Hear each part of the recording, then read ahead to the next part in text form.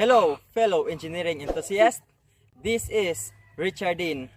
Come and follow me as we dive deep into the fascinating world of civil engineering, one beam at a time.